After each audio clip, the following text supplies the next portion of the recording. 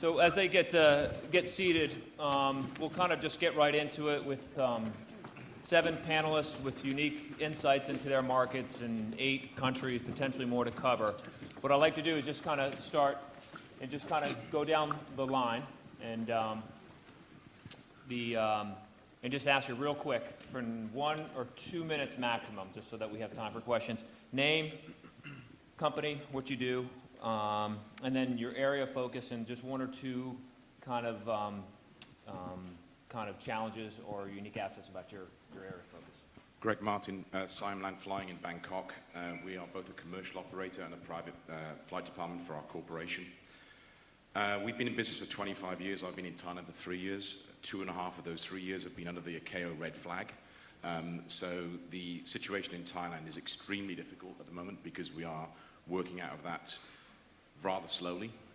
It's affecting the GA market very substantially, and we are the sacrificial lambs for the aviation sector within Thailand.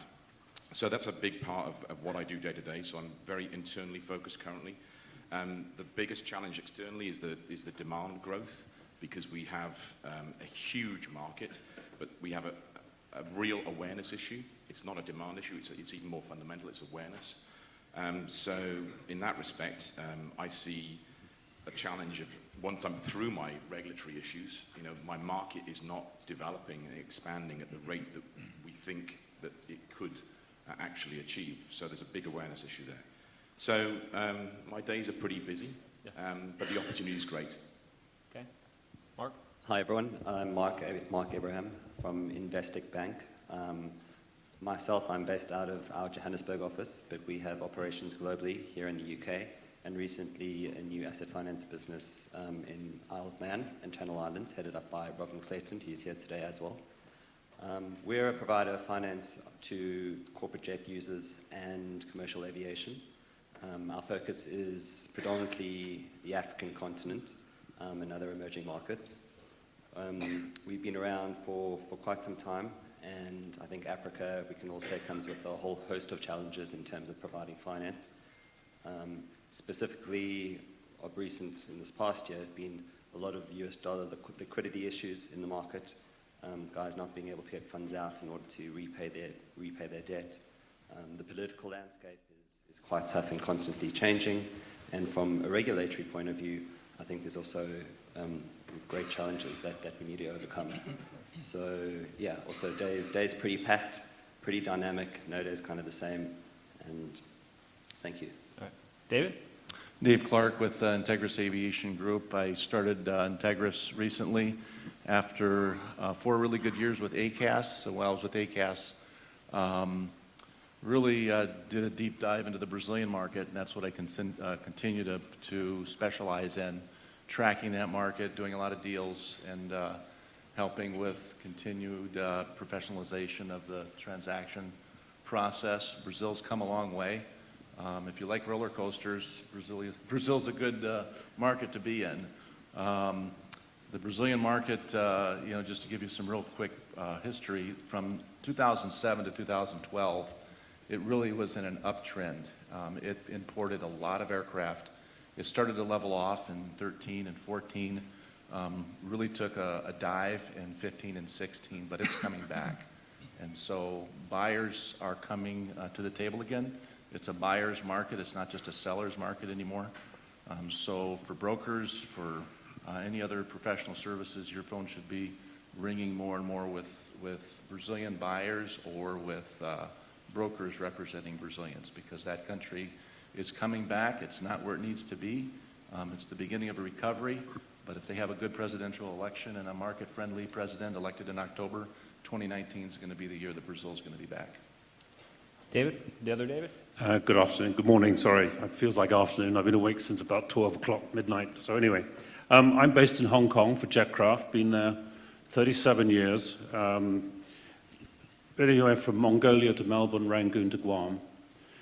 Fascinating market because it's come from being a first-time buyer in many of the environments to now we've got in our segment first-time sellers. And also there are first-time buyers in America, because it's the first time I can say that we are now shipping airplanes from Asia to North America and to Europe.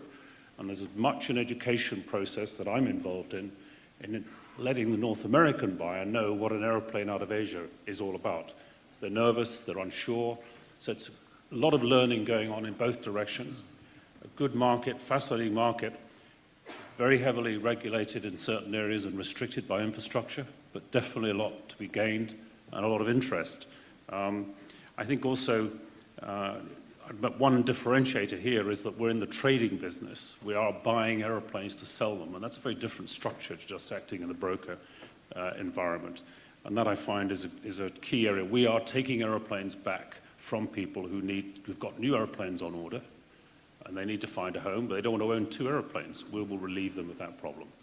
So I think I've got an exciting market. It's growing in both directions, but I'm also keen to educate what we call the mature markets, what Asia's all about.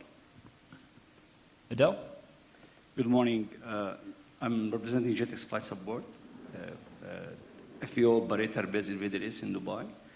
We are operating 29 FBO, Middle East, Africa, and Europe. The major challenge that we are facing in our region is the lack of infrastructure of the airport, and we are facing some difficulty in the regulation as well in this region. We saw growth in our region like 3.5% in 2017, while we saw like 4% growth in Europe recently in 2017 as well. Our major target to keep growing in this region. We believe like our market will be much better in 2018 and 2019 for Ford. Our major growing factor is having networking, FPO networking, and looking forward to expanding Europe as well. Ivan? Good afternoon, comrades, as we don't really say in Russia. I'm from ArcosJet. It's an aircraft sales broker and based in Moscow. We cover the Russian and CIS regions, but we have global ambitions, so it's great to be here where everyone, all the key figures in the industry are. A bit about our market. When people say Russia, usually they mean the former Soviet Union, or what is now known as the Commonwealth of Independent States. That's 12 countries, about 285 million people, 1.6 trillion US dollars GDP, which is happily for this industry concentrated in the hands of very few people who buy airplanes. The general belief is we have about 500 aircraft in the region, mainly long-range jets and large cabin business jets, and more are still coming despite sanctions, despite the economic problems. Right now, however, the Russian market is a bit calm because we're waiting for the outcome of the presidential election. Not that we're expecting any surprises who will be president, but if something goes wrong, unlike everyone else, we can't blame it on the Russian hackers, so that's a bit of a problem. But we're fairly optimistic about the market in the long run, especially about the new global 7,000 Gulfstream G600, G500 models. There are lots of them coming, we know, to that region.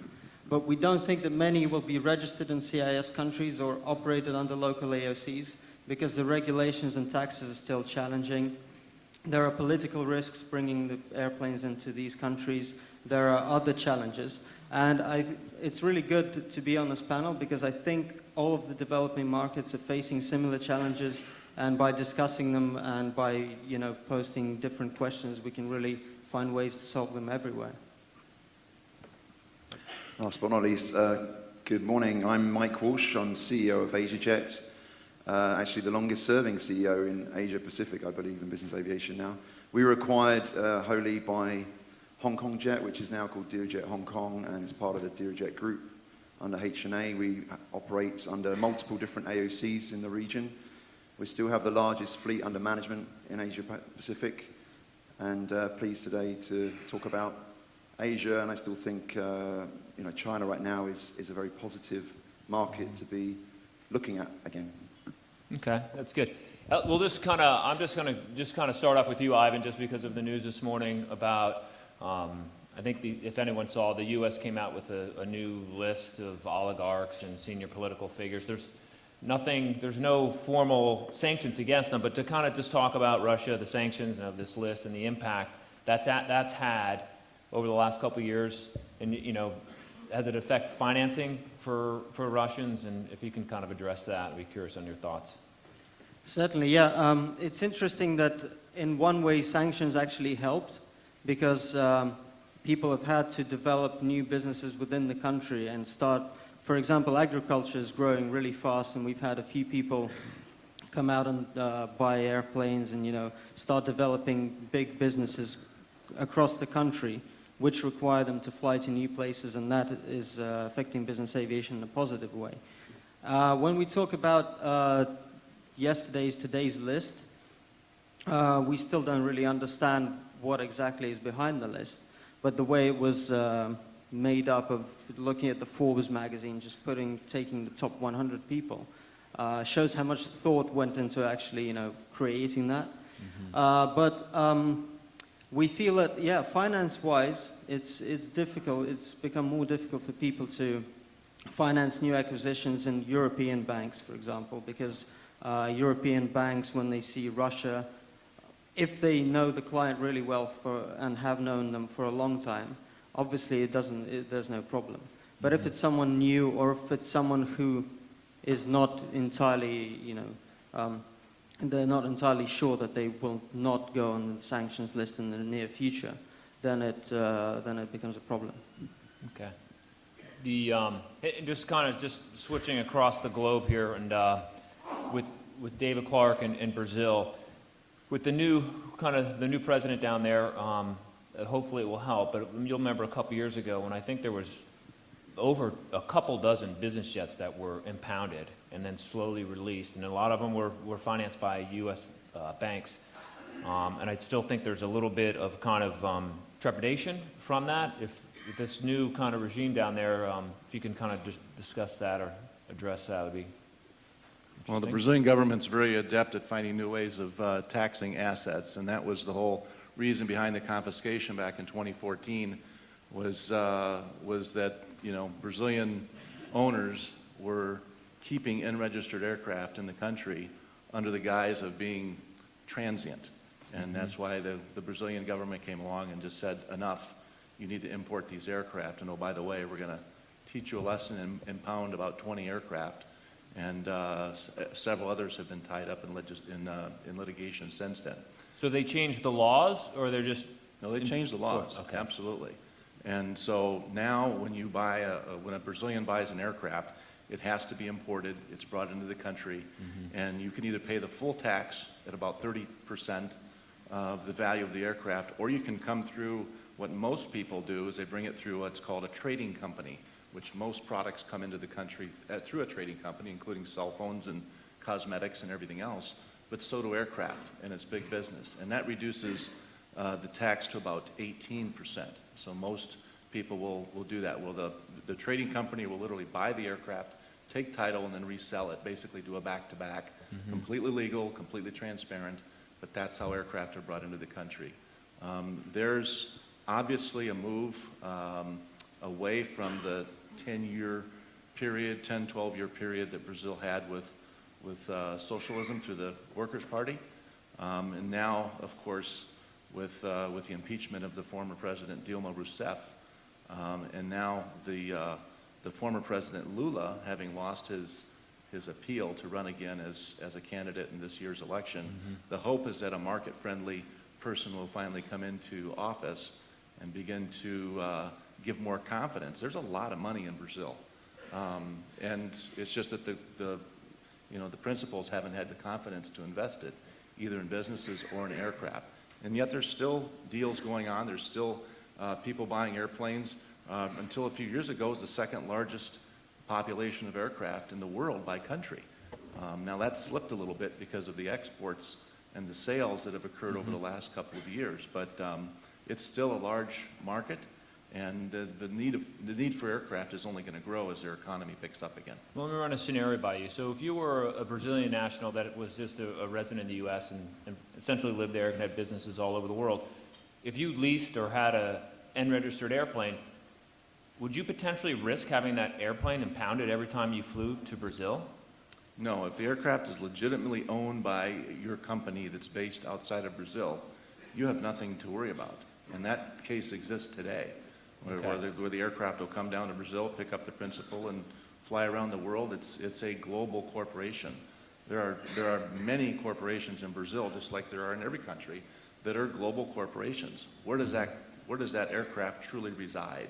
Where does that company truly reside? And so these are questions that if it's clear that the aircraft is based outside of Brazil, that the company that owns it is based outside of Brazil, it is not a Brazilian aircraft, and therefore is not subject to those laws and restrictions that govern Brazilian-based companies. Yeah, and I think for a lot of these BRIC countries, the tax issue has always been an interesting thing. When you look at India, you know, for a tax, if you import an aircraft into India and for a private operation, with the VAT tax and all the taxes, it's going to be over 20%. But if you bring it, import it, and put it onto an AOC or a non-scheduled operating certificate, the taxes go down to about 5%. So it's basically the tax scheme is kind of set up for people to avoid them. And I think that we see that in a lot of these countries. And let's kind of kick it over to Asia and David Dixon, and not necessarily to talk about the taxes, but other types of regulations that you're seeing and how, you know, things would need to evolve to help facilitate kind of growth in those regions. Well, China is obviously a market that a lot of people think about, and the first one that comes to their mind in the context of Asia, and the sort of pressures that have been exerted since the changeover in the government to the new president, and the sort of anti-corruption and pressures there. They've applied some of the duties and taxes more rigorously over the last couple of years, and there have been a few changes, but we've seen the market still grow. It's still positive. Despite that, the heavy 27% duties are still there, but all people do is they go and buy the airplane out of Hong Kong, put it on a foreign register. And if there's a will, there's a way. And I don't see that the public statements about overt extravagance as having suppressed our market. I think it's changed a little bit. We're seeing more pre-owned airplanes.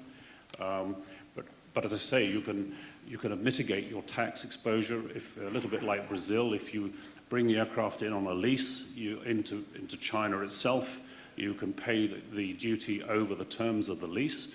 If you terminate the lease, if you come to sell the airplane, which is now occasionally what's happening, people want to order something else, you've then got to pay 100% of the duty that's outstanding and due. That's caught a few people, and when you look at residual values and the future owner says, or someone in the States says, well, I'll offer you 100 for the airplane, and the gentleman in Beijing thinks it's worth 120 because he's paid 20% duty on the thing.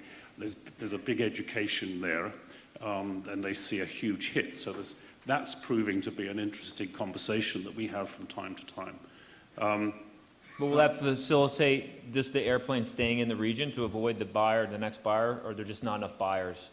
Because you would avoid, if you were buying that in the region, you would not have to pay the tax again, correct? If you stayed within China, yes, but a lot of the airplanes leave the region. Someone's ordered something new, and they just have to bite the bullet. But as I say, only a few aircraft get imported into China relative to the overall numbers. There's a lot hidden, whether they're American or Cayman or Bermuda. I use the word hidden in the proper sense, not in a corrupt sense, because they keep the money from their outside sources, so they have restrictions on where they can go domestically. There are only certain airports you can use a foreign registered airplane, but that's worth doing, recognizing what a huge tax issued. Greg, you want to add on to that? I can't really speak about the financial things, but one of the things that really astounds me, and I want to try and give you guys a sense of how big the potential is and how frustrating it is about the pent-up demands that are in the market. We're an air ambulance operator, and in 2016 there were 6.8 million visitors from Europe to Thailand.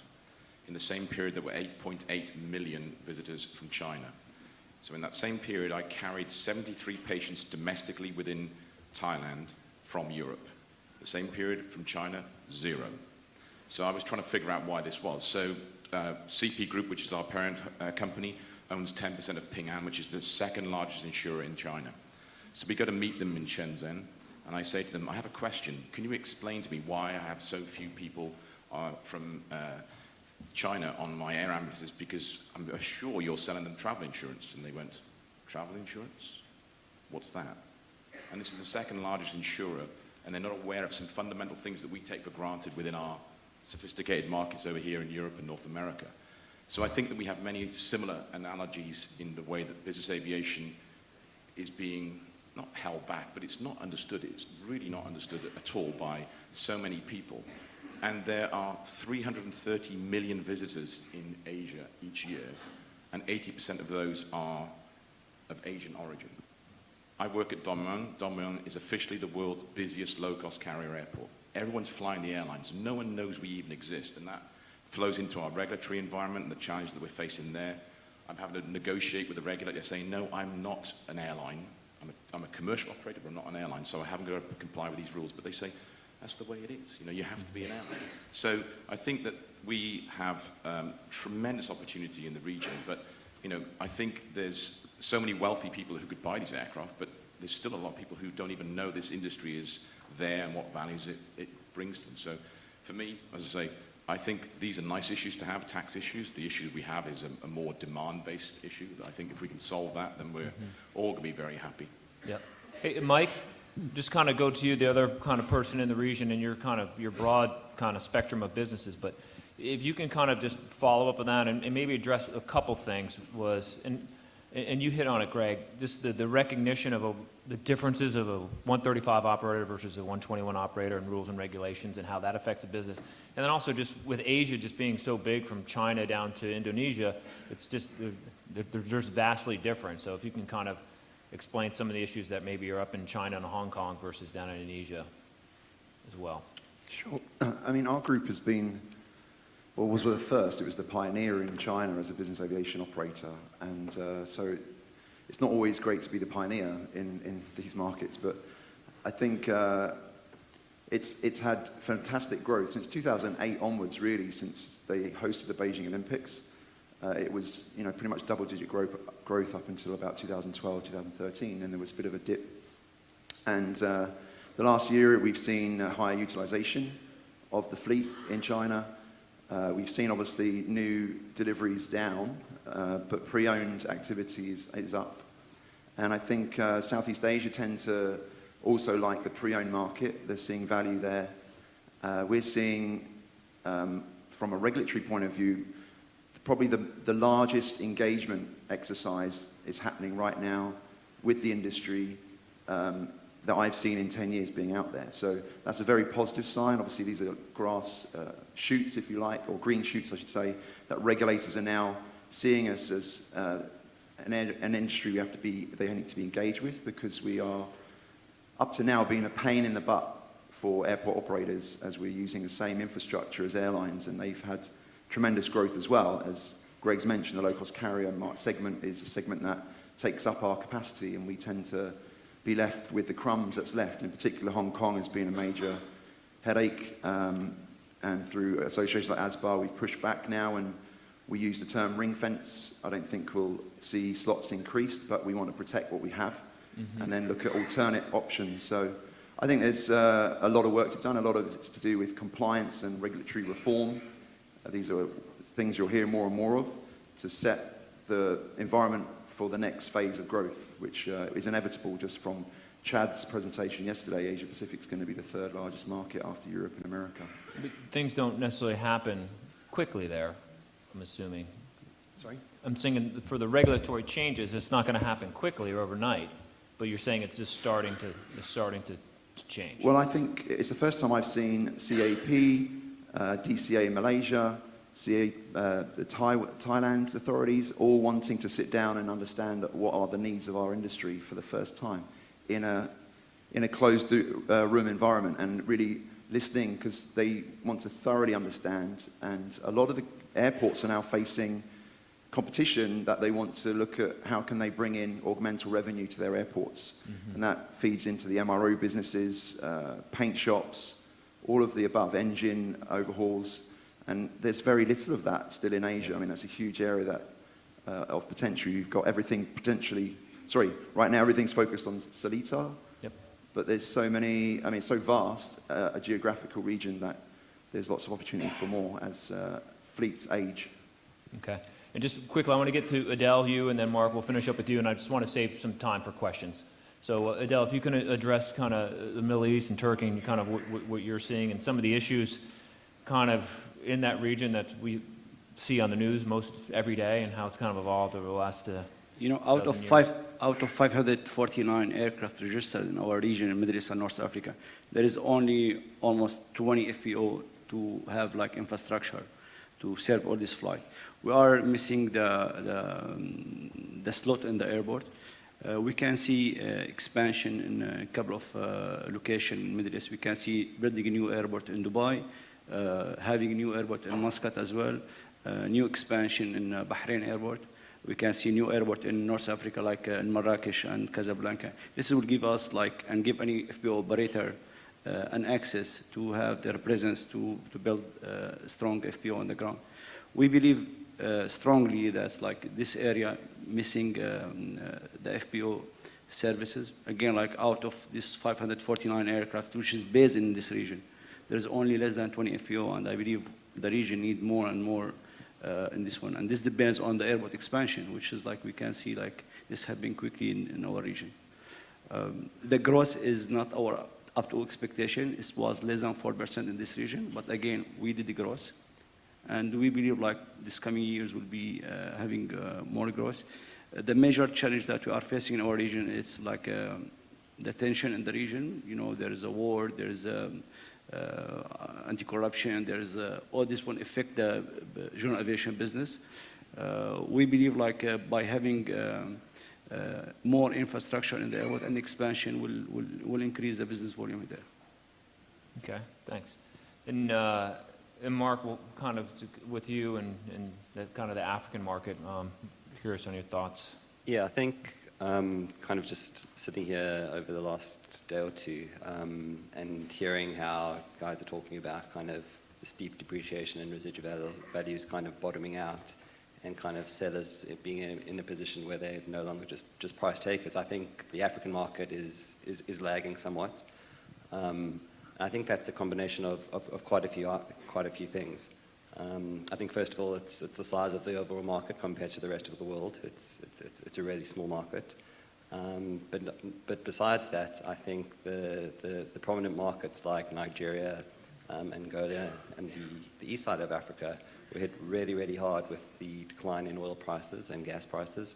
And those economies kind of, the money dried up. And guys just weren't buying, and they were holding off. I think a big consideration for a lot of the players in the market also that affects them is the currency fluctuations of the countries they live in. I mean, just in South Africa alone, if we were looking to buy an aircraft in December and looking to buy one now, you're getting an aircraft for almost 20% cheaper just based on where the exchange rate has moved. So yeah, I think from a political landscape, it also kind of influences the market quite considerably. Elections in Africa kind of always, it's a touch and go there. You never really know what you're getting. Well, how long is Zuma going to last? Yeah, so I mean, he's not going to last his next election, is he? No, so not at all. So it was very interesting. In December, the ANC had their presidential conference, and Zuma's ally lost the vote. So the new president of South Africa, who will lead up the ANC, is going to be Cyril Ramaphosa, which has been seen as very positive for the market. He's seen as pro-business, anti-corruption, and it's showing in terms of what the stock markets are doing and the perception of the investment community. So obviously the proof's in the pudding, and he has to deliver on what he says, like most politicians. But yeah, so there's definitely pockets of hope with the recovery in some of those oil prices, and where you're seeing some of the markets bounce back to investor sentiment is definitely coming back into the market. So we're quite positive that it will be a better year for business aviation in Africa. Yeah. Okay. And Al, do we have time for questions? Okay. Chris, do you mind if I quickly remark on the regulations, Yes, please? please. Regulations-wise, I guess in most developing countries, the government, the authorities don't really understand what business aviation is. Happily for the Europeans, European countries, happily for Asian countries, they have the relevant associations which go and speak to the authorities and promote certain agenda. For us, it's a bit of a pain because we're neither in Europe nor in Asia. We're sort of in between. And I guess it's really easy to talk about the Russian association because nobody is here from that association. I don't think they're doing too good a job, and I guess if we took the best practices of the European ones and the Asian ones, and if our colleagues would kindly share something with the Russian one, it would be really good for our part of the world to promote certain ideas there as well.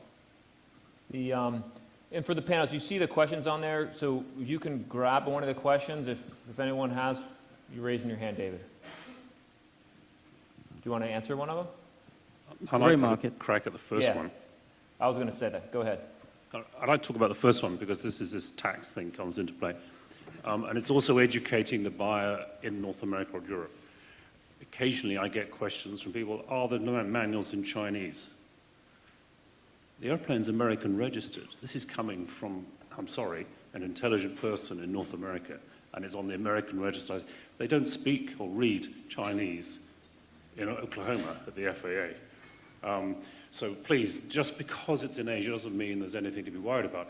We've got MROs, we've got maintenance, there's jet aviation, there's TAG, there's Bombardier, maintaining and operating airplanes. So when a North American customer who is more used to going to Dallas or Florida or somewhere else to buy his airplanes, if you're coming to Asia, they still maintain and operate in exactly the same way.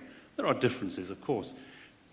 Do not be worried if it's coming from Asia. The value, the problem I have is explaining to the seller your airplane's value. He always sees that it's still the greatest airplane. It's best maintained, nicest looking.